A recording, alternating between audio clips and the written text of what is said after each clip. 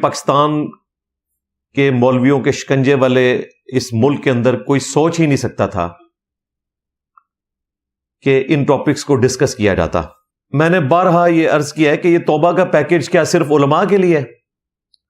توہین مذہب کے الزام میں جو آج سینکڑوں لوگ اڈیالہ جیل میں، سینٹرل جیل لاہور کے اندر اور باقی جگہوں پر قید ہیں، ان کی فیملیاں رول گئی ہیں، ان کا کوئی پرسان حال نہیں ہے. ان کے لیے یہ آپشن موجود نہیں کہ وہ بھی توبہ کر کے باہر آ جائیں. اور تمہارے مولوی تو توبہ کر کے باہر نہیں آتے بلکہ توبہ کر کے اندر ہی نہیں جاتے، خود آپس میں جو ہے وہ ملی بھگت کر کے ایک دوسرے کی توبہ کو ایکسپٹ کر لیتے ہیں.